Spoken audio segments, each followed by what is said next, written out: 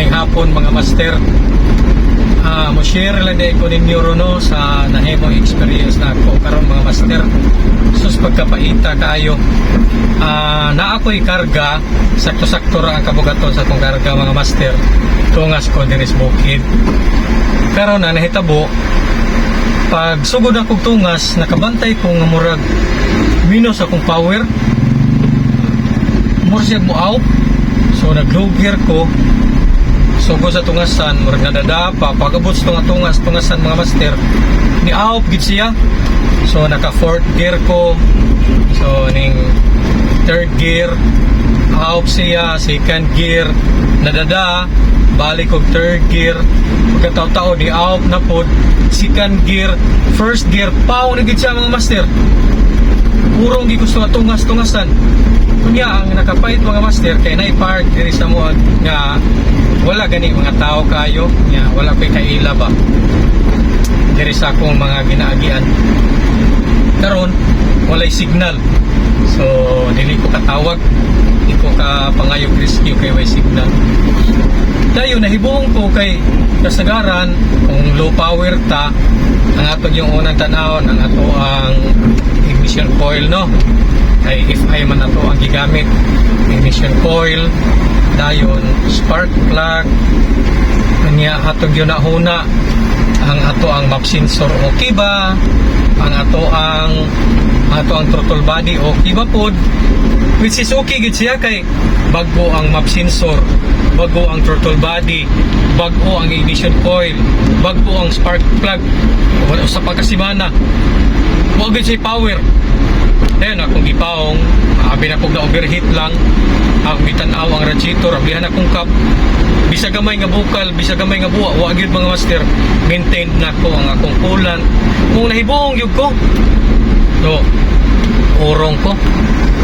Kung ako'y mahimo, kanang, wag kay kapaingnan mga master ba? Dahil kay hilak lagi. Sus, naguna-una ko ba yung sa mayong buhaton. Anay mga tao dito na agi, ako kung itagad-tagad. Kanang ko ako ba? Murag, mani-maniit akong kagitsa na magkapangutan na. Dayon, finally, na ako yung napangutan na isa. Nga niingon ko no, mo to'y mekaniko dito kay naamo ko yung road widening dito mga master. So, nay nagtrabaho o quarry. Nga siya, mekaniko ko no siya. So, sagi hangyo ngay paayo niya ipa-check niya, tanaw niya ang fuse box, tanaw niya ang kanang mga connection sockets, ayan iyang fuel injectors, pero parts magikayo mga master kay okay ni kayo, bagoom ni kayo na kung ipang ilisan, huwag yung problema.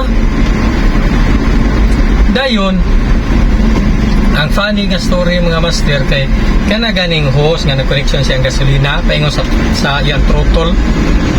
Kung imo na siyang ibton bisag nakapaong siya sirit ganang gasolina. Pag ibot niya mga master, wa may ni sirit gasolina.